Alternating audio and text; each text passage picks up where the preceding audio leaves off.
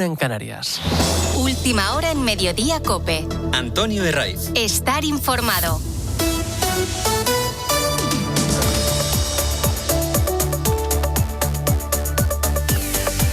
¿Qué tal? Muy buenas tardes, bienvenido a Mediodía COPE en este sábado 27 de junio. Te saluda David Casado en un día en el que estamos pendientes del tiempo porque el calor no nos va a dar tregua, incluso tendremos un ligero aumento de las temperaturas que va a hacer que los termómetros puedan superar los 36 grados. De momento, en puntos de Zaragoza y Lleida, ya se encuentran cercanos a los 38. Por lo demás, el sol está siendo el gran protagonista de la jornada, a excepción de algunos puntos del norte de Galicia, Asturias y País Vasco, donde están produciendo algunas tormentas. Una tendencia, la del buen tiempo, que se va a mantener de cara a mañana. Jorge Olcina es meteorólogo. Repunta un poco el calor el fin de semana, especialmente en la mitad este peninsular, ¿no? Que se ha mantenido con temperaturas altas, pero bueno, pues siguen esas temperaturas altas y las noches muy calurosas. A esta hora miramos a Venezuela. ¡Marico! ¡Mi mamá, huevón! ¡Mi mamá! Esta madrugada se ha registrado una nueva réplica que ha sacudido al norte del país, al norte de Venezuela, con una intensidad de 4,9 grados en la escala Richter, que se produce apenas 2 días después de los 2 terremotos de magnitud 7,2 y 7,5 que ha sumido al pueblo venezolano en el caos. Estamos en las horas más críticas, especialmente para los últimos rescates, porque pasadas 72 horas del siniestro ya se complica mucho la posibilidad de encontrar a personas con vida. Precisamente a las 12 de la noche es cuando está puesto el foco, porque se cumplen esas 72 horas. El panorama es desolador. Se calcula que hay 7 millones de personas afectadas. La ONU estima en más de 50.000 las desaparecidas tras este sismo. De momento, el régimen chavista habla de más de 920 muertos y cerca de 3.300 heridos. La presidencia interina Delcy Rodríguez ha ordenado limitar el acceso a una de las zonas más afectadas, a La Guaira. Yo ratifico la decisión de que el estado de La Guaira está en este momento militarizado. Y quiero pedir con el corazón la colaboración del pueblo de Venezuela. Sabemos que todos queremos ayudar, pero debe hacerse de manera ordenada. Como te estamos contando, son horas clave en la búsqueda y rescate de personas. En unos minutos nos vamos a acercar hasta Caracas para conocer cómo están viviendo estas últimas horas, unas horas centradas, como digo, en la búsqueda y el rescate de personas, porque se está concentrando el esfuerzo de miles de personas por encontrar a personas con vida. Incluso también distintos países, hasta 9, estamos enviando ayuda a esta zona. En España, en el caso concreto de los españoles, la UME está viajando hasta allí, ya se encuentra en la zona, al igual que los bomberos de la Comunidad de Madrid.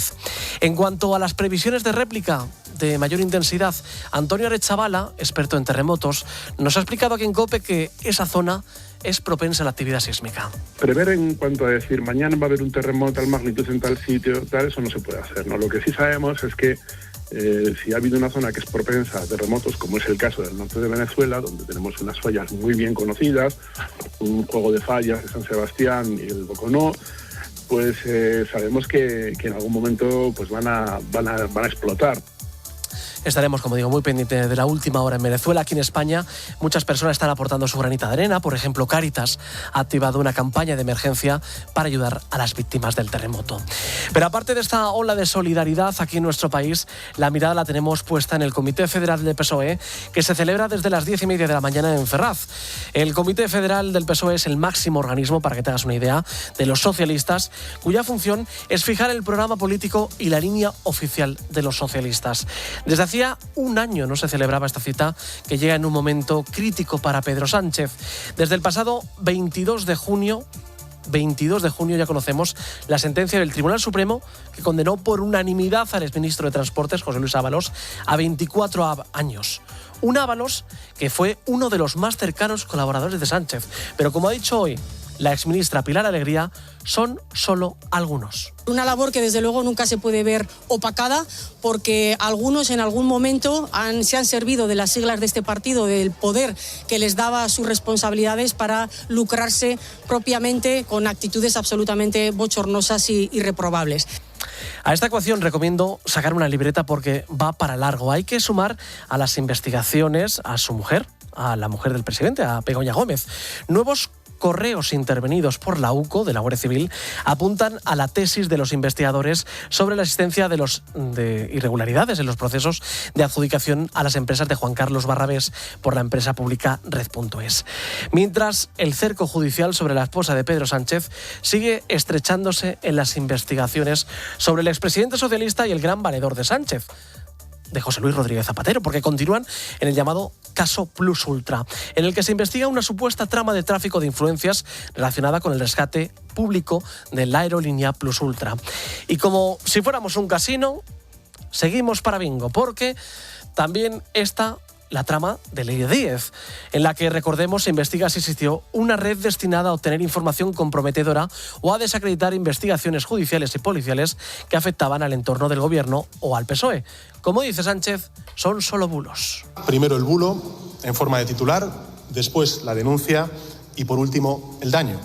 Un daño reputacional que evidentemente juega con los tiempos distintos que tiene la justicia a los tiempos que tiene la política y los medios de comunicación. Y esta situación judicial se ha sumado precisamente la coyuntura política, la decisión de Junts de votar a favor de la moción del PP que Pedro Sánchez haga que se someta a una cuestión de confianza. Es un fiel reflejo de esa situación en la que está poniendo a sus socios. Está claro que Junts y, por ejemplo, el PNV no le interesa más que sacar rédito a su favor hacia Cataluña o el País Vasco, pero esto le deja a Sánchez en una situación muy comprometida. Pero me imagino, ¿qué le diría el Pedro Sánchez del año 2017 al de ahora? Sería algo parecido como lo que le dijo a Rajoy. Dimita, señor Rajoy, y todo terminará. Y en este momento solo queda escuchar a presuntos implicados, que es el nombre que también viene bien para explicar el caso. ¿Cómo hemos cambiado? Porque cómo hemos cambiado desde el año 2017 hasta ahora. Además, precisamente en ese tiempo Sánchez hablaba de mayoría social, que era precisamente la que le pedía la dimisión. En mi opinión, y creo que en la opinión de la mayoría social de este país, un presidente del gobierno debe ser un referente, sobre todo moral, para el conjunto de la sociedad. ¿Qué ejemplo está dando el actual presidente del gobierno a nuestros hijos y a nuestras hijas? Esa mayoría no se ha terminado de ver hoy, ya que, por ejemplo, a la llegada de algunos socialistas, como la ministra de Ciencia, Diana Morant, que precisamente cuando hablaba en la calle, pues algunas personas le gritaban esto. No solo voy a hablar en nombre de los alcaldes y las alcaldesas valencianos, es que hablo en nombre también de la gente. No hay pan para tanto chorizo, precisamente cuando Diana Morant hablaba de que la calle les pedía a ellos seguir. Con este plantel haría augurar que ningún presidente pueda aguantar mucho al frente, que el final de cualquier gobernante, cuando dejas de tener la confianza de los españoles y de la propia Cámara, pues entonces debías dar un paso al lado. Pero, como ha dicho hoy Sánchez, quiere gobernar hasta 2027 y más allá, porque el manual de resistencia de Pedro Sánchez siempre tiene una nueva página por escribir. Antes de pasar con titulares, como digo, nos vamos a ir hasta Venezuela. Allí está María García de Fleury, es profesora. María, muy buenas tardes, muy buenos días allí para ti, para Venezuela. Buenos días y muchísimas gracias por este contacto tan importante para nosotros aquí en Venezuela. Gracias a ti, María, por sacar este hueco, además en esta situación tan difícil. Lo primero, ¿cómo te encuentras tú y cómo se encuentra tu familia? Bueno, gracias a Dios, mi familia y yo estamos bien, todos estamos abocados a tratar de ayudar a todos los que están mal, que son tantos, y bendito sea Dios, de verdad, haciendo sándwiches, haciendo comida, llevando comida, paños, cobijas, porque hay lugares donde hay mucho frío. En el Junquito, por ejemplo, que se habla poco del Junquito porque se habla siempre de La Guaira, pero en el Junquito también es un lugar bastante frío y la están pasando extremadamente mal también allá. Claro. En tu caso, María, ¿cómo viviste el terremoto?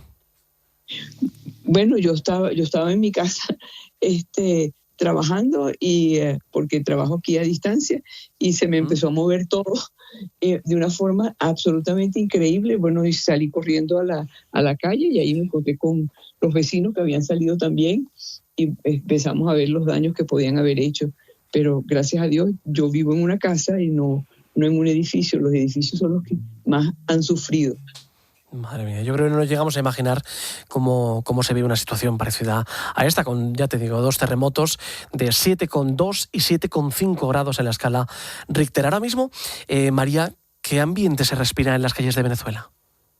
Mira, un ambiente de susto, es negarte el miedo y sería mentir, ¿no? Porque el dolor y el susto están ahí, a flor de piel, y es completamente lógico porque nos sentimos muy vulnerables.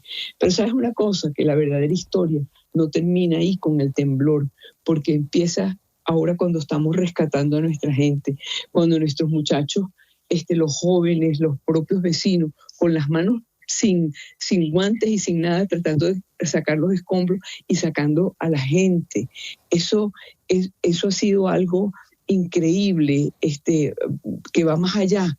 Te cuento una historia rapidito de una muchacha que se llama Marianela, no la conozco por supuesto, pero estaba los vecinos estaban removiendo las piedras de los lados, para ver si la lograban sacar, y ella decía, estoy viva, y los vecinos llegaron y le dijeron, mira, aquí vinimos 3 a salvarte. Y dice, no, se me va a caer la piedra que tengo encima, se nos va a caer y nos va a matar.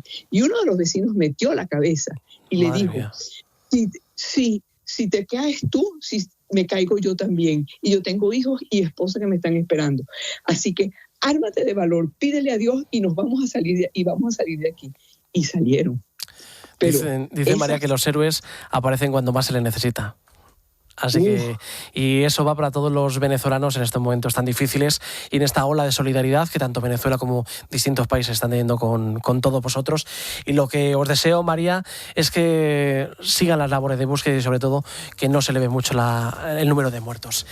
María García de Fleury, millones de gracias por haber estado con nosotros contándonos cómo está la situación allí en Venezuela. Gracias.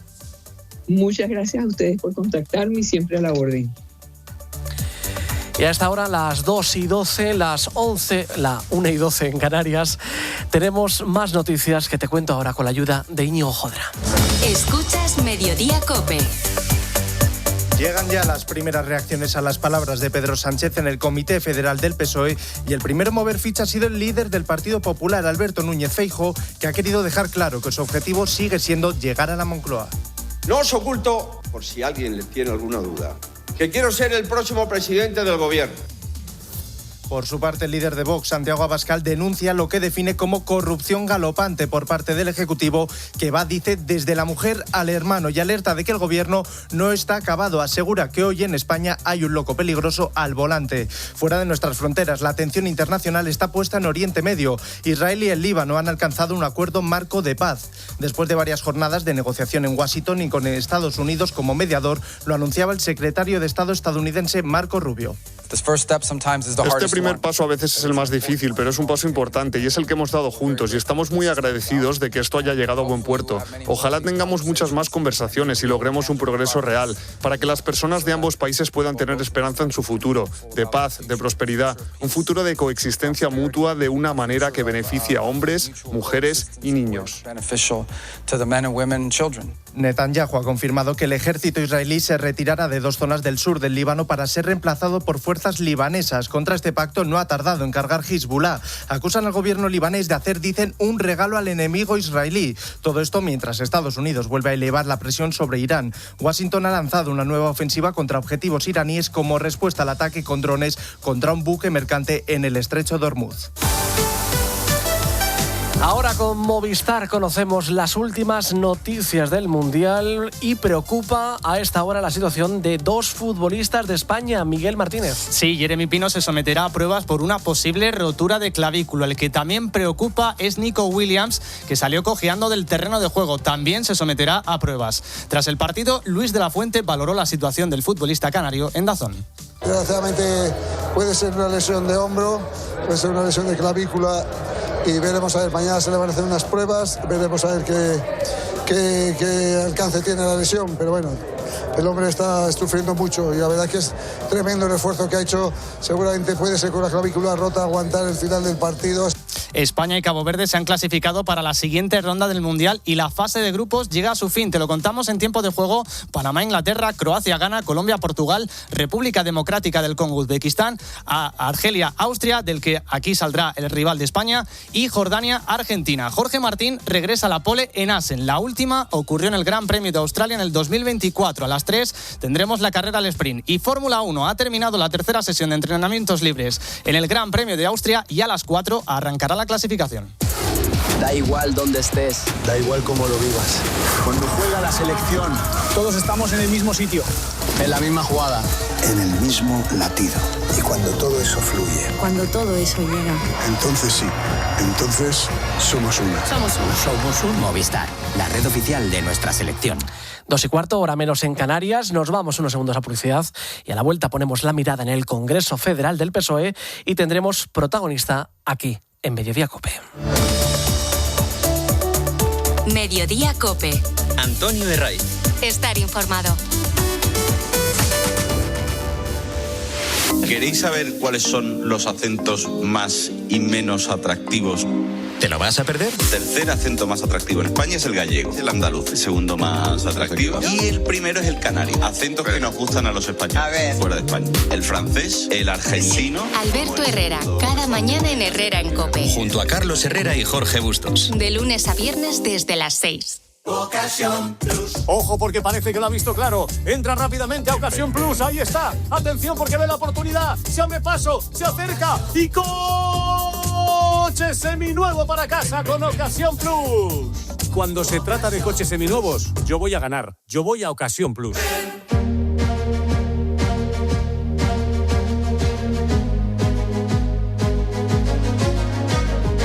Mediodía COPE. Antonio Herraiz. Estar informado.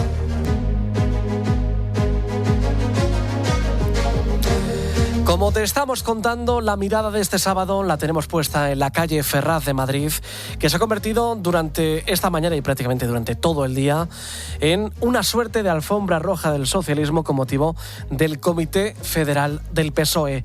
Un desfile de rostros importantes del partido, tratando de aparentar normalidad en un momento extremadamente delicado, tanto para la formación como para el gobierno que lideran, con motivo de múltiples escándalos y casos de corrupción que los rodean a ellos en general y al presidente del gobierno, Pedro Sánchez, en particular. En esa calle Ferraz, en la sede del PSOE, siguiendo el comité, todavía está Ricardo Rodríguez, al que saludamos a esta hora en Mediodía COPE. Ricardo, buenas tardes. ¿Qué tal, David? Muy buenas tardes. Bueno, Ricardo, lo hemos visto, un discurso repetitivo centrado en esas mismas pautas. Inocencia de su hermano David Sánchez y de su mujer Begoña Gómez, y que él no sabía lo que ocurría, ¿no? Sí, un discurso de 40 minutos. El rumbo está claro. Pedro Sánchez ha vuelto a diferenciar ante el Comité Federal entre escándalos. Nada que ver lo que rodea a Santos Cerdán o a José Luis Ábalos con José Luis Rodríguez Zapatero, o las causas abiertas, ya no digamos, contra su mujer y hermano. Cree un atropello, de hecho, lo sufrido por su familia o el expresidente. Pide de nuevo que la justicia sea justa. Vamos a limpiar lo que haya que limpiar, como estamos haciendo. Vamos a defender la verdad donde traten de sepultarla a base de mentiras, y vamos a seguir gobernando para quienes necesitan que este país avance. Va a seguir gobernando hasta 2027 y más allá. El objetivo del presidente a lo largo de toda su intervención ha sido intentar rearmar al partido, insuflarle coraje y confianza, convencer de que debe culminar la tarea en el Ejecutivo. Os pido coraje, determinación. Nuestra vocación no es soñar solo una España mejor, sino hacerla posible desde el Gobierno, con el Boletín Oficial del Estado en una mano y con el proyecto de país en la otra. Así que adelante, compañeros, una y mil veces adelante. No habrá, por tanto, un adelanto de las generales este año. Sánchez ha insistido en que la gran pregunta es cómo no va a continuar con la legislatura, y se ha detenido precisamente a reivindicar la acción de su gabinete en el intento de trasladar eso, su utilidad. A diferencia del Comité Federal del 2017, en el que, recordemos, Pedro Sánchez salió del PSOE, este comité estaba previsto que su objetivo fuese mostrar la máxima unidad posible. ¿Se han cumplido las expectativas, Ricardo? Bueno, la instrucción de Sánchez ha sido clara, cierre de filas, la pauta la han dado las intervenciones de distintos varones, todo en clave de apoyo al líder. Salvador Illa, por ejemplo, ha abierto fuego subrayando que a los socialistas ni nos doblan ni nos callan. Adrián Barbón ha emplazado a no dejarse robar la esperanza por la traición. O Óscar López alertando contra defender lo que quiere la derecha, que según él es más fácil. Turnos a puerta cerrada, pero los mensajes se han reiterado también ante la sede. No lo hacemos por nosotros, lo hacemos por la gente. Por supuesto, apoyar al presidente del gobierno y al gobierno de España para que continuemos mejorando la vida de la gente.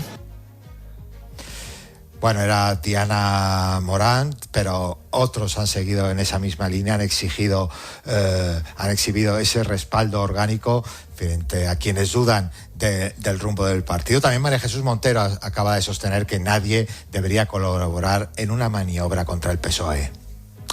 El único que ha mostrado, Ricardo, algo de oposición ha sido el presidente castellano-manchego, Emiliano García Paje.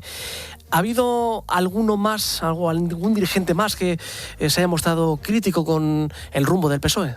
Pues hasta este momento, porque sigue en marcha el Comité Federal, Emiliano García Paje ha sido la voz de la oposición interna. Ha reclamado elecciones anticipadas, toda vez ve al PSOE en su peor momento y ha exigido levantar un muro contra la corrupción.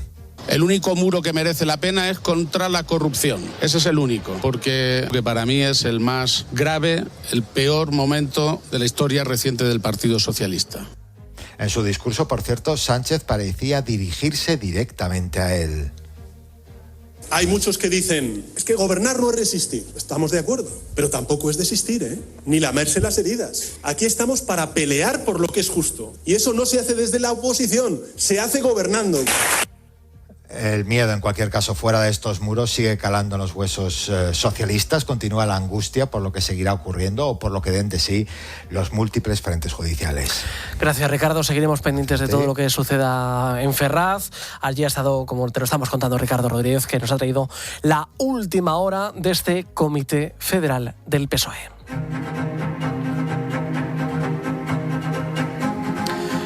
No dejamos la calle Ferraz porque son, como nos ha contado Ricardo, han sido muchos los puntos en los que se ha centrado Pedro Sánchez, desde los casos judiciales que le rodean hasta su débil situación parlamentaria. Como ha asegurado el presidente, pretende llegar a 2027 e incluso continuar. Para analizar todo lo que se está viviendo en el PSOE, hablamos a esta hora a las 2:22, a la 1:22 en las Islas Canarias, con Maite Pérez, socialista, exconsejera del Gobierno de Aragón durante la presidencia de Javier Lambán y exportavoz del PSOE en las Cortes de Aragón. Maite, muy buenas tardes, gracias por estar con nosotros. Hola, buenas tardes. Bueno, de un tiempo a esta parte, Maite, ¿se nota más la dificultad para discrepar dentro del socialismo? Bueno, la verdad es que yo siempre he presumido de que el Partido Socialista cabían a todas las voces, siempre había espacio para la discrepancia y eso no era interpretado como traición o como un elemento de desestabilización del partido. Yo creo que la crítica enriquece a cualquier proyecto y más, sobre todo, si somos progresistas, ¿no? Por lo tanto, bueno, pues yo por eso me afilié hace ya más de 30 años y por eso y porque desde luego, bueno, pues encarnaba el proyecto que mejor respondía a las necesidades de la gente y que realmente ayudaba a esa mayoría social. Y es una obviedad y realmente es algo muy objetivo, es una evidencia que esto ha dejado de pasar. Por lo tanto, bueno, pues yo creo que eso nos hace más pequeños, ¿no? Cuando tú reduces el espacio en el que te rodeas de gente que puede discrepar en algunas cosas, al final acaba siendo un reflejo en las urnas. Y a mí es lo que más me preocupa, ¿no? En los procesos electorales, todos los procesos electorales que se han ido dando en los últimos años, que cada vez el Partido Socialista tiene menos acogida y menos confianza de la sociedad española. Maite, tú fuiste la mano derecha de Javier Lambán, que en sus últimos años fue muy crítico. ¿Qué diría Javier Lambán si viese ahora mismo el PSOE? Pues la verdad es que es como una profecía autocumplida, ¿no? Realmente él era muy consciente de la situación por la que estaba atravesando el partido. Él anticipaba muchas de las cosas que estamos viendo y yo si hay algo de lo que me puedo alegrar de no tenerlo presente, porque realmente lo echamos mucho de menos, porque era una de las cabezas más lúcidas y brillantes que tenía el socialismo español, pues es para que no vea como el partido por el que ha dado la vida, por el que ha luchado, por el que ha trabajado, con políticas progresistas de izquierdas, pero sin generar bandos, sin levantar muros, está degradándose como lo está viendo, ¿no? Es decir, yo lo único que digo es que, bueno, por lo menos no está siendo testigo directo de esta situación a mí me parece tan crítica como atraviesa el Partido Socialista en nuestro país. Son muchos los casos, lo hemos comentado antes, el del hermano de Sánchez, David Sánchez, su mujer Begoña Gómez, o incluso los que fueran número 2 y 3, a José Luis Ábalos y Santos Cerdán. ¿Crees que Sánchez debería seguir al frente del PSOE? Mire, puede normalizarse que la corrupción es inherente a la política y desde luego yo digo que no y levanto la voz contra eso. Creo que tenemos que ser ejemplarizantes y realmente el Partido Socialista mostrará su ejemplaridad en cómo afronta desde la ética situaciones de corrupción. Y cuando hay un ciclo, cuando realmente hay una acumulación de casos, se genera una atmósfera. ¿Sí? ¿Perdón? Sí. Ay, creí que se había perdido. No, tranquila. Se genera una atmósfera que realmente te impide, un ruido atmosférico que te impide que tus políticas, que tus mensajes puedan llegar a la sociedad.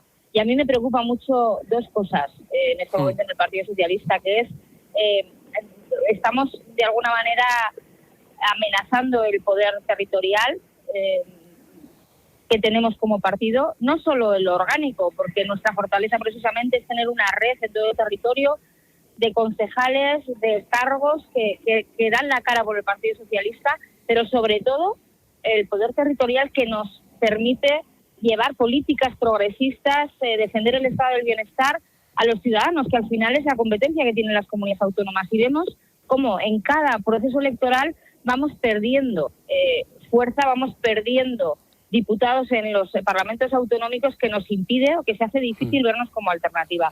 A mí eso me preocupa mucho, ¿no? Por lo tanto, bueno, esas reflexiones las tiene que hacer el Partido Socialista y las tiene que hacer la dirección federal de nuestro partido. Y yo creo que no está siendo una respuesta adecuada a la situación y al contexto que estamos viviendo. Pues me quedo con esa reflexión final. Maite Pérez es consejera del Gobierno de Aragón durante la presidencia de Javier Lambán. Muchas gracias por haber estado con nosotros aquí en Mediodía COPE. Muchas gracias a ustedes. Buenas tardes.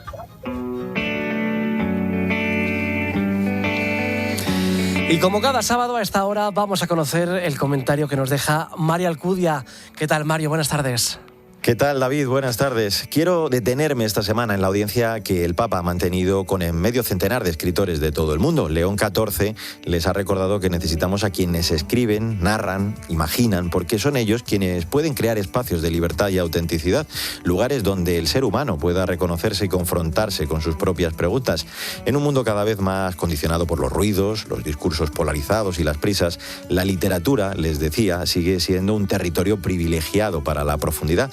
Y es que es cierto, la escritura es un acto de verdad. Escribir y leer nos enfrenta a lo que somos, creemos y esperamos. Y es que no es solo comunicación, sino revelación. Y al mismo tiempo, un gesto de humanidad a través de las historias. Aprendemos a ver con los ojos de otros, a comprender otras vidas y a ensanchar nuestra mirada. Además, en este momento de revolución de la inteligencia artificial, estas palabras de León XIV adquieren más sentido. Lo que está en juego no es la capacidad de producir textos, sino la autenticidad de la experiencia humana que hay detrás de ellos. Y es que la condición humana se roza inevitablemente con el misterio. En definitiva, un encuentro el de León XIV, con los escritores, que nos recuerda la importancia de esa palabra que brota de la experiencia y que se pone al servicio de la verdad, porque más allá de las nuevas tecnologías, el mundo sigue necesitando historias con alma, relatos que iluminen y voces capaces de tocar el corazón. Y precisamente ahí es donde la literatura, la auténtica, sigue teniendo una misión insustituible. Hasta el próximo día. Antes de acabar las 2:30, conocemos el santoral de este sábado de la mano de Jesús Luis Sacristán. Jesús, ¿qué tal? Buenas tardes. ¿Qué tal, David? Hoy celebramos a la Virgen del Perpetuo Socorro. La historia nos lleva al siglo XV. Un comerciante tenía un cuadro de ella y le salvó de morir en un temporal. Cuando muere se lo deja a un amigo. La Virgen del Perpetuo Socorro va a la iglesia de San Mateo en Roma entre Santa María la Mayor y San Juan de Letrán. Tras saquear Napoleón la ciudad eterna, los redentoristas se hacen cargo del cuadro y Pío IX les encarga promover la devoción a Nuestra Señora del Perpetuo Socorro. Ahora seguimos repasando y actualizando las principales noticias del día, con la mirada puesta en el Comité Federal del PSOE y, por supuesto, con el desastre tras los 2 terremotos de 7,1 grados y de 7,5 en la escala Richter en Venezuela.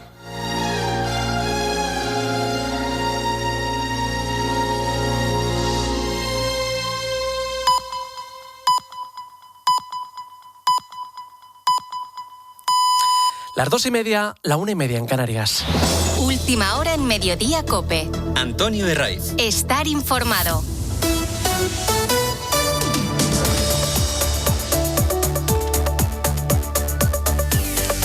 ¿Qué tal? Muy buenas tardes. Sigues en Mediodía COPE en este sábado 27 de junio. Te saluda David Casado en nombre de todo el equipo que hace posible este mediodía en un día, este sábado 27 de junio, en el que la mirada a esta hora la tenemos puesta en Ferraz, en la sede del PSOE, que acoge desde las 10:30 de la mañana el Comité Federal. Es decir, acoge al máximo organismo de los socialistas, cuya función es fijar el programa político y la línea oficial de los cargos que siguen desde el PSOE. Desde hacía un año no se celebraba esta cita, que llega en un momento crítico, especialmente para Pedro Sánchez. Desde el pasado 22 de junio ya conocemos la sentencia del Tribunal Supremo, que condenó por unanimidad al que hasta hace muy poco era su número 2, José Luis Ábalos. Lo hacía a 24 años de cárcel esa condena. Un Ábalos que, como digo, fue uno de los más estrechos colaboradores de Pedro Sánchez, que ahora no quiere ver, por ejemplo, la exministra Pilar Alegría. Una labor que desde luego nunca se puede ver opacada, porque algunos en algún momento se han servido de las siglas de este partido, del poder que les daba sus responsabilidades, para lucrarse propiamente con actitudes absolutamente bochornosas y reprobables. A esta ecuación recomiendo sacar una libreta porque va para largo. Hay que sumar las investigaciones de su mujer, a Begoña Gómez, los nuevos correos que ha intervenido la UCO. Apunta a que la Guardia Civil pues señala a que las tesis de los investigadores existían ciertas irregularidades en los procesos de adjudicación a las empresas de Juan Carlos Barrabés por la empresa pública Red.es. Mientras el cerco judicial sobre la esposa de Sánchez sigue estrechándose, las investigaciones sobre el expresidente socialista y el gran valedor de Sánchez continúan en el denominado caso Plus Ultra. Estamos hablando de José Luis Rodríguez Zapatero. En este caso, en esta trama, el que se investiga, como digo, una supuesta trama de tráfico de influencias relacionada con el rescate público de la aerolínea Plus Ultra, pues es como si estuviéramos en un casino. Porque seguimos para bingo, porque aparte de Plus Ultra, de Begoña Gómez, hay que sumar la trama de Leire Díez, en la que, recordemos, se investiga si existió una red destinada a obtener información comprometedora o a desacreditar investigaciones judiciales y policiales que afectaban al entorno del gobierno o al PSOE. Como dice Sánchez, son solo bulos. Primero el bulo, en forma de titular, después la denuncia y, por último, el daño. Un daño reputacional que evidentemente juega con los tiempos distintos que tiene la justicia a los tiempos que tiene la política y los medios de comunicación. Y esta situación judicial se ha sumado la situación política. La decisión de Junts de votar a favor de la moción del PP, de la cual Pedro Sánchez se deberá someter a una cuestión de confianza, es un fiel reflejo de la situación en la que está poniendo Sánchez hasta sus socios. Está claro que a Junts o al PNV no le interesan más que sacar rédito de esta situación a favor de Cataluña o el País Vasco, pero esto deja a Sánchez en una situación muy comprometedora. Pero, como diría el propio Sánchez, en 2017, esto... Dimita, señor Rajoy, y todo terminará. Dimita, señor Rajoy. ¿Qué le diría Pedro Sánchez al Sánchez de ahora, del 2026? Pues en este momento solo queda escuchar a presuntos implicados. ¿Cómo hemos cambiado? ¿Cómo hemos cambiado, Pedro? ¿Cómo hemos cambiado? Porque en ese tiempo Sánchez hablaba de mayoría social, la que le pedía la dimisión a Rajoy. En mi opinión, y creo que en la opinión de la mayoría social de este país, un presidente del gobierno debe ser un referente, sobre todo moral, para el conjunto de la sociedad. ¿Qué ejemplo está dando el actual presidente del gobierno a nuestros hijos y a nuestras hijas? Esa mayoría es la que no se ha terminado de ver hoy, porque a la llegada de ciertos socialistas, como la ministra Diana Morán, pues ciertas personas les han profanado unos cánticos. No solo voy a hablar en nombre de los alcaldes y las alcaldesas valencianos. No hay pan para tanto chorizo. Pues con este plantel cualquiera auguraría un futuro corto. Pero con Sánchez nunca sabes, porque sin contar con el apoyo ni de los españoles ni de la propia Cámara, uno pensaría en dar un paso al lado, pero con Sánchez su manual de resistencia siempre tiene una nueva página por escribir. Lamentablemente, el que también está escribiendo una nueva página es Venezuela. ¡Marico! ¡Mi mamá, huevón! ¡Mi mamá! Esta mañana se ha registrado una nueva réplica que ha sacudido al norte del país con una intensidad de 4,9 grados en la escala de Richter. Una réplica que lleva tan solo días después de los dos terremotos de magnitud 7,2 y 7,5 que ha sumido al pueblo venezolano en el auténtico caos. Estamos en las horas más críticas, ya que los rescates, pasadas 72 horas, se complica mucho la posibilidad de encontrar a personas con vida. Precisamente a las 12 de la noche es cuando llega este cumplimiento, esas 72 horas. El panorama es desolador. Se calcula que hay 7 millones de personas afectadas y la ONU estima en más de 50.000 las desaparecidas tras el terremoto. De momento, el régimen chavista habla de más de 920 muertos y de cerca de 3.300 heridos. Como digo, un panorama desolador. En cuanto a los españoles, según ha informado el Ministerio de Exteriores, hay 5 fallecidos, entre los que se encuentra la delegada del Gobierno en Canarias, Isabel Jara, y alrededor de 119 españoles desaparecidos. Como te estamos contando, son horas clave en la búsqueda y rescate de personas. María García de Fleur es profesora allí en Venezuela. La verdadera historia no termina ahí con el temblor, porque empieza ahora cuando estamos rescatando a nuestra gente, cuando nuestros muchachos, los jóvenes, los propios vecinos, con las manos sin guantes y sin nada, tratando de sacar los escombros y sacando a la gente. Estaremos muy pendientes de la última hora en Venezuela. Aquí en España, muchas personas están aportando su granito de arena. Efectivos de la UME y de bomberos de la Comunidad de Madrid, por ejemplo, han acudido a la zona cero. También Cáritas ha iniciado una campaña de ayuda de emergencia para las víctimas del terremoto. Y la Iglesia venezolana está jugando un papel importantísimo. Aquí en COPE, el arzobispo de Caracas, Raúl Bior Castillo, ha explicado que más allá de reconstruir ciudades, lo importante es reconstruir vidas. La mayoría de la gente durmió en las plazas y querían escuchar al sacerdote, querían entrar, y eso pues es una primera cosa, de acompañar a la gente. Luego acompañar el sufrimiento de la gente que ha perdido familiares, porque la iglesia está para servir, como lo hizo Jesús, que podemos hacer a través de la atención inmediata en este momento, y luego vendrán momentos de reconstrucción de templos, reconstrucción de casas parroquiales, de escuelas que han sido totalmente afectadas, que han colapsado. Seguiremos muy pendientes de todo lo que suceda en Venezuela. Mientras tanto, son las 2:37, la 1:37 en las Islas Canarias, y a esta hora te cuento más noticias con la ayuda de Íñigo Jodra. Última hora en Mediodía COPE. Antonio Herraiz. Estar informado. Detenida en Palma una mujer acusada de maltratar y mantener en condiciones deplorables a sus 3 hijos. La Policía Nacional arrestó a la madre tras una investigación que se inició en mayo cuando uno de los menores llegó al hospital con un brazo roto y múltiples hematomas. Los médicos detectaron lesiones compatibles con malos tratos y el colegio alertó de signos de abandono. El juzgado ha retirado la custodia de los 3 menores tras su puesta a disposición judicial. Hallada muerta en Mairena de Alfarafe, en Sevilla, una mujer de 44 años con heridas de arma blanca asestadas presuntamente por su pareja. El hombre de la misma edad ha sido hallado herido de gravedad tras autolesionarse y permanecer hospitalizado. Fue el hijo menor de la pareja el que alertó a los vecinos. La Guardia Civil lo investiga como un posible caso de violencia de género. No constaban denuncias previas, pero de confirmarse sería la 25ª víctima mortal de violencia de género en lo que va de año. Israel y el Líbano alcanzan un acuerdo marco de paz con la mediación de Estados Unidos. El pacto contempla la retirada del ejército israelí de 2 zonas del sur del Líbano que serán ocupadas por fuerzas libanesas. El pacto ya ha sido criticado por Hezbollah, que acusa al gobierno libanés de hacer un regalo al enemigo israelí. Ucrania intercepta 113 drones en un nuevo ataque nocturno ruso sobre su territorio. Kiev asegura que Rusia lanzó 129 drones, de los cuales la mayoría fueron derribados, aunque en la ciudad de Zaporilla, al este del país, se registraron 9 heridos, incluidos 2 niños. En paralelo, las fuerzas ucranianas afirman haber usado miles de cruceros, de misiles crucero Flamingo para atacar una fábrica del complejo militar ruso en Volgogrado, a unos 400 kilómetros de la frontera.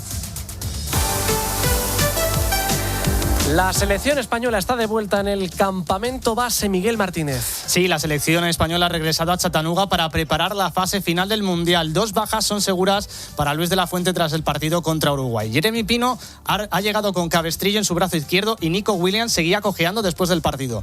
Ambos futbolistas se someterán a las pruebas para determinar el alcance de las lesiones. Mientras tanto, España jugará el próximo jueves a las 9 de la noche en Los Ángeles y lo hará frente al ganador de la Argelia-Austria. También se ha clasificado Cabo Verde como segunda de grupo y se enfrentará a Argentina. Te contamos también en tiempo de juego la final de la fase de grupos con Panamá-Inglaterra, Croacia-Ghana, Colombia-Portugal, República Democrática del Congo-Uzbekistán, Argelia-Austria y Jordania-Argentina. A las 3 arranca también la final del ATP 250 de Mallorca con protagonismo español de Davidovich. En motos, a las 3 de la tarde tendremos la carrera al sprint y en Fórmula 1, Russell acaba por delante de Antonelli, Sainz ha acabado en 17ª posición y Alonso en la 21ª. A las 4 arranca la clasificación. Gracias, Miguel. Ahora en Mediodía COPE vamos a viajar hasta Estados Unidos para hablar del Mundial, pero eso te lo contamos después de la publicidad.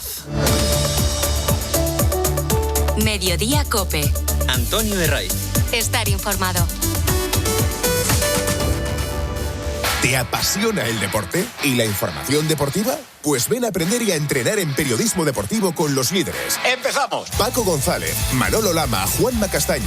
Máster de formación permanente en periodismo deportivo de la Universidad CEU San Pablo y Fundación COPE. Con 3 meses de prácticas. Infórmate en fundacioncope.com y en el 91 828 3930. Soy Carlos Lozano y tienes una cita conmigo para encontrar amor o lo que surja. Tras el flechazo, vamos de viaje. Soy Jon Aramendi y el verano se mueve. Bea Archidona y yo os esperamos en De Lunes a Viernes. La información y el entretenimiento sin complejos. Y en el fin de semana se acabó la paz. Comienza el show. Este verano, Telecinco a todo color.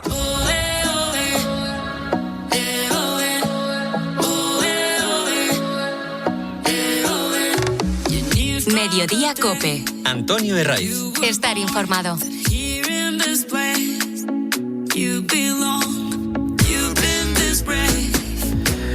Te lo hemos estado contando todo este día desde que a las 2 de la mañana se ha jugado ese partidazo entre Uruguay y España, que se ha saldado con la victoria del combinado nacional que ya está en 16avos de este Mundial. ¡Mira, sí. ¡Vamos! Así te lo hemos contado aquí en la cadena COPE en tiempo de juego. Manolo Lama, ese gol de Alex Baena que permitía a los de Luis de la Fuente imponerse a la selección Uruguay 0-1 en esta madrugada. Esto en un encuentro en el que, eso sí, España no ha desplegado su mejor juego. A pesar de ello, 0 goles encajados en la liguilla y líderes de grupo. Nos vamos a Estados Unidos. Elena Condis, buenas tardes. ¿Cómo ha ido el partido? 1-0, victoria gris de España. Alex Baena, el mejor, el MVP, marcó el solitario gol con la ayuda de Muslera. El portero ha pedido el cambio al descanso. De la Fuente ha apostado por un 11 más físico con 2 incorporaciones, Llorente y Merino. Pasamos como primeros a 16avos con 2 victorias y un empate y 3 porterías a 0, pero urge recuperar al mejor Rodri, la chispa de Pedri y el talento de Lamine, que ha jugado 75 minutos. La dureza del juego de Uruguay pasa factura. De la Fuente en la primera respuesta hablaba así del rival. Bueno, la verdad que ha sido un partido duro, muy intenso, muy exigente. Sí, es verdad que quizás ellos han aplicado con excesiva dureza, pero para eso están en los arbitrajes, ¿no? Para cumplir el reglamento. Ha sido un partido muy bronco, como bien decía Elena, y también como nos decía el propio seleccionador. Uruguay ha desplegado una intensidad excesiva en muchas fases del encuentro, con un juego muy violento. En una de esas acciones, precisamente, se ha lesionado Jeremy Pino, se ha lesionado del hombro. Elena. Lesionados los 2 extremos que han entrado en la segunda parte. Jeremy Pino, todo apunta que tiene la clavícula rota. Salió llorando con un cabestrillo. Si se confirma esta lesión, dice adiós al Mundial. Mientras que Nico Williams ha recibido una dura entrada. Abandonaba el estadio muy cojo, con problemas en el muslo derecho, y le harán pruebas, pero internamente hay bastante preocupación. Recordemos que también es baja Víctor Muñoz. Gracias, Elena. Como nos está contando, estamos pendientes de todo el Mundial, de los cruces. Y antes de despedirte, Elena, la gran amenaza era que nos pudiera tocar Argentina. Hemos evitado una hipotética final, pero de los cruces que nos toca ahora, ¿qué selección tiene más opciones de enfrentarse, Elena? Nos puede tocar Austria o Argelia, que se miden hoy a las 4 de la mañana. Tiene más números Austria porque si empatan también sería nuestro rival. El partido en Los Ángeles el jueves a las 9 de la noche, hora peninsular. Mañana la selección entrena por la tarde, viajarán el martes a Los Ángeles 2 días antes del partido.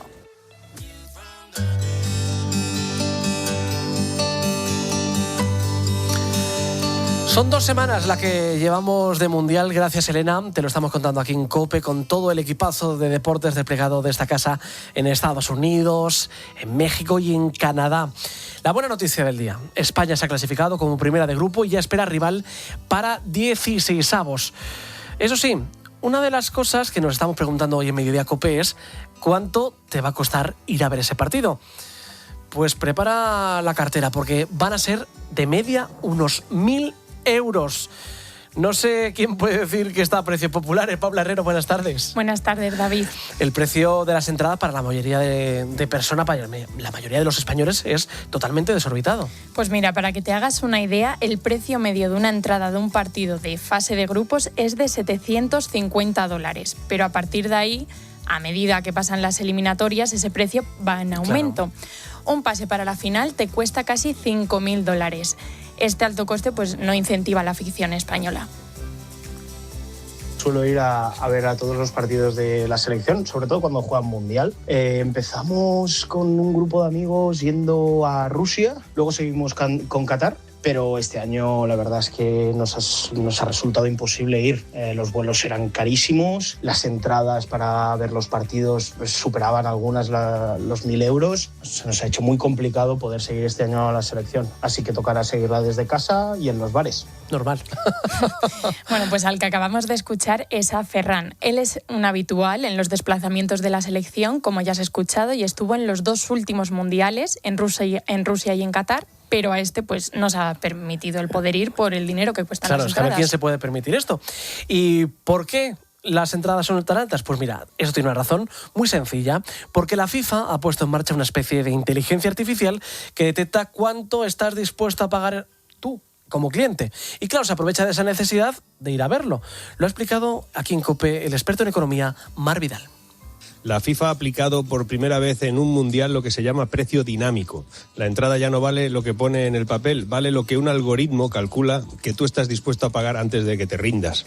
Aquí viene lo interesante. Resulta que las entradas arrancaron sobre los $140 más o menos y algunas plazas de la final han llegado a superar los $8.600.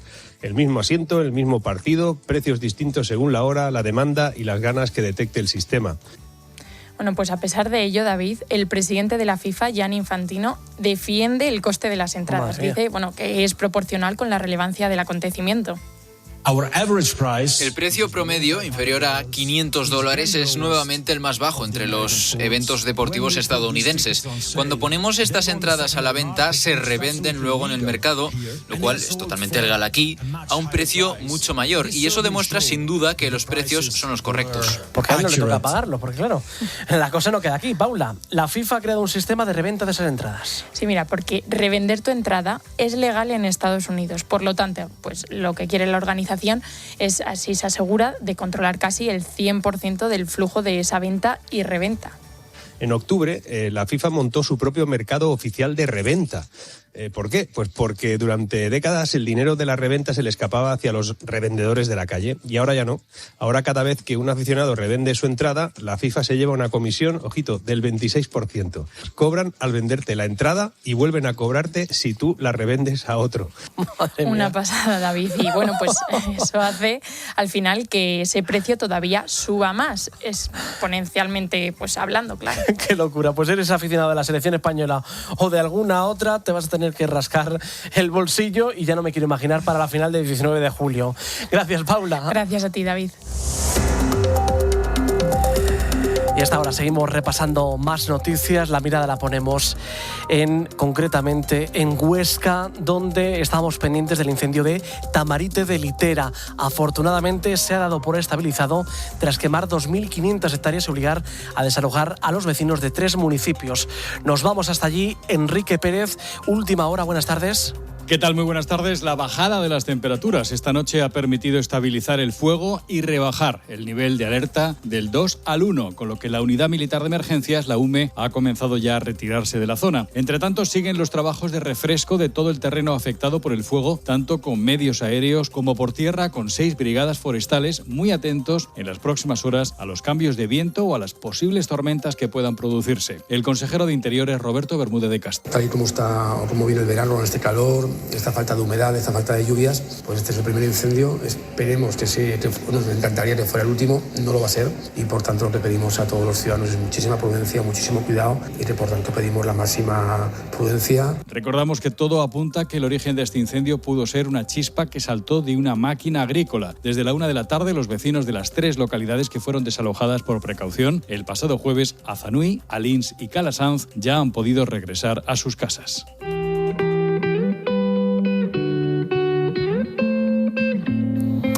Afrontamos la recta final de Mediodía COPE cuando llegamos a las 2:50, a la 1:50 en Canarias, y volvemos a mirar a Venezuela. Conforme pasan las horas vamos actualizando las cifras de víctimas, aunque lo hacemos a cuentagota. La situación sigue siendo muy compleja tras esos 2 terremotos de 7,2 grados y de 7,5 en la escala Richter que azotaron este jueves el país. Precisamente esta madrugada lo hemos contado que se ha vuelto a registrar una réplica. Por ello, nos volvemos a ir en directo a Venezuela. Allí está Jorge Bastidas, es salesiano y delegado de la Pastoral Juvenil de Venezuela. Buenas tardes en España, buenos días para ti, Jorge, bueno, por decir algo. Buenos días, bueno, aquí estamos viviendo esta situación de bastante calamidad. Nosotros los salesianos hemos hecho un evalúo de nuestras obras salesianas con problemas de infraestructura, pero como tú dices, la mayor tragedia se traduce allí en la región de La Guaira, donde en combinación con los arzobispos y obispos salesianos, porque ambos son salesianos allí, tanto de Caracas como La Guaira, estamos tratando de prestar la mayor ayuda y colaboración a través de dentro de las donaciones que podemos ir captando de las diversas obras salesianas de nuestro país. Muchas personas, como tú mismo lo has dicho, desaparecidas hasta este momento, muy pocas personas ayudando a nivel de gobierno. La mayoría son voluntarios civiles que han bajado, sobre todo al estado de La Guaira, para ayudar a apoyar de distintas maneras, quien llevando agua, medicina, alimentos, quien prestando sus manos para poder entresacar a estas personas que se encuentran aún pidiendo auxilio. Entonces, hoy en la madrugada ha habido una réplica de 4.4 que ha suspendido un poco el área de búsqueda porque había una especie de alerta de tsunami que después fue descartada, pero bueno, han sido momentos también de poco descanso, ha sido constantemente de movilización de un lado para otro, y bueno, aquí estamos intentando hacer el mayor bien. En tu caso, Jorge, ¿dónde te encuentras ahora mismo?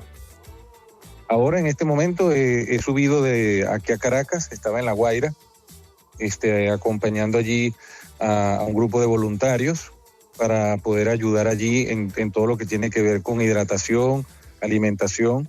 Y bueno, nada, ya hemos subido a recargar un poco las fuerzas y buscar un poco más de estos insumos para seguir acompañando a las labores de los rescatistas y los voluntarios que están haciendo su experiencia allí. La labor que estés haciendo, Jorge, es fundamental, y desde aquí te damos las gracias en nombre de todos los venezolanos que están ahora mismo en una situación que yo creo que nadie nos podemos poner en su situación. Porque, ¿cuál es el panorama ahora mismo? ¿Qué imagen ves si miras ahora mismo por la ventana?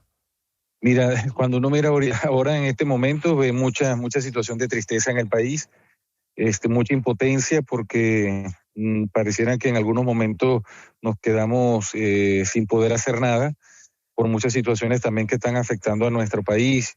Allí mismo en La Guaira hemos tenido problemas de electricidad, por supuesto por el movimiento sísmico, la comunicación ha sido bastante difícil para poder también trasladarnos a otros lugares también de emergencia. Sin embargo, bueno, mantenemos la esperanza intacta de poder seguir ayudando y reconstruyendo nuestro país. Esa es nuestra misión, fortalecer, dar ánimo, dar esperanza, seguir luchando por tratar de sacar nuestro país adelante. Y bueno, la muestra de solidaridad de tantos otros países como España y países también de Europa y de aquí de América Latina, que hoy también hemos entendido que por Maracay han llegado esas ayudas internacionales para tratar también de ir ayudando en este momento de emergencia que vivimos en el país.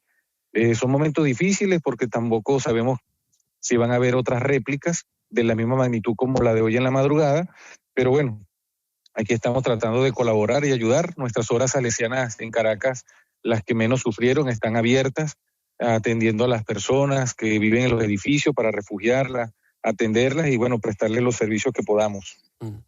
¿Cómo lo viviste tú, este fatídico día? Bueno, mira, yo venía llegando de la acción pastoral que estábamos realizando aquí en una zona de las barriadas de Caracas, y hacia las 6:04, 6:05 recibimos una alerta por el celular Android, y bueno, no esperábamos ese movimiento tan fuerte, porque como bien dicen ahora los expertos, fueron 2 sismos simultáneos. Como fueron superficiales, fueron de gran magnitud, que hizo que los movimientos en los grandes edificios fueran mucho más fuertes y ocasionaran este desastre que estamos viviendo. Pues fue casi 1 minuto, y luego de ese minuto vinieron varias réplicas, una detrás de otras, alrededor de unas 20, en el transcurso de después de las 6 de la tarde.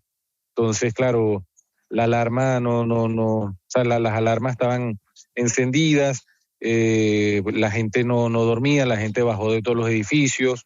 Edificios aquí en Caracas cercanos a nosotros cayeron, otros tuvieron grietas, y bueno, nosotros abrimos inmediatamente nuestras instalaciones para que la gente se pudieran refugiar en nuestros patios, en los estacionamientos que tenemos, que son bastante amplios, para que la gente se pudiera sentir un poco segura. Supongo que son muchas las historias que estás conociendo, ¿no? En estas horas que son claves en la búsqueda de todavía personas. Sí, bueno, lo más lamentable de la experiencia de La Guaira el primer día, porque yo bajé a las 9 de la noche, porque también el aeropuerto internacional está colapsado. Bajé más o menos hacia las 10 de la noche y bueno, estaba totalmente oscuro, no había electricidad, no había conexión. Era poco lo que se podía hacer a esa hora de las noches porque no sabíamos qué era lo que realmente estaba sucediendo allí. Lo que sí uno siente mucha tristeza, bueno, también por nuestra vocación de salesianos, son los niños, adolescentes y jóvenes que han sufrido, pero sobre todo los niños que prácticamente han quedado algunos huérfanos, algunos han quedado muy heridos y otros prácticamente han fallecido, y eso también nos da mucha tristeza. Los hospitales no se dan abasto también para la atención, y bueno, aquí estamos para dar esperanza y bueno, y motivarnos para poder seguir adelante. Como decía Jorge, estáis haciendo desde la Iglesia venezolana un papel fundamental. Y para los que estamos lejos, todo el mundo estamos mirando a Venezuela y más con el vínculo que nos une. Evidentemente, todos estamos preocupados por la situación y queremos ayudar. ¿Qué papel desempeñamos, o mejor dicho, cómo podemos ayudar a los venezolanos? Bueno, mira, la diócesis de La Guaira ya tiene su protocolo ya de búsqueda de donación para tratar de ayudar y colaborar allí. La arquidiócesis de Caracas también, igual nosotros los salesianos también, junto con Misiones Salesiana de España y otras entidades salesianas, estamos tratando también de buscar ese apoyo para tratar de ayudar de la mejor manera posible a toda la gente que en este momento está siendo afectada. Entonces, todas nuestras intenciones están colocadas en este momento para recibir cualquier tipo de donaciones. Varias de nuestras obras ya salesianas aquí están recibiendo como centro de acopio. Y bueno, un gran grupo también de jóvenes voluntarios también están prestando esa labor y ese servicio de ir buscando y recolectando cualquier tipo de insumos que sean necesarios para ayudar a los más necesitados. Pero como te digo, la diócesis de La Guaira, como Monseñor Pablo Modesto, la arquidiócesis de Caracas con Monseñor Raúl Bior, y aquí en la Inspectoría San Lucas de Venezuela con el padre Jorge Gazal, y todo lo que tiene que ver con planificación y desarrollo, estamos intentando de hacer búsquedas también de fondos para poder ayudar en lo que sea necesario posible a nuestra gente, a nuestro pueblo y en especial a los más necesitados. Jorge Bastidas, salesiano y delegado de la Pastoral Juvenil en Venezuela. Lo primero, mucho ánimo por lo que estáis viviendo. Gracias por haber estado con nosotros y, lo más importante, gracias por la labor que estáis haciendo ayudando a tantos y tantos venezolanos que están ahora mismo en una situación crítica. Así que lo dicho, Jorge, millones de gracias por todo. Muchas gracias.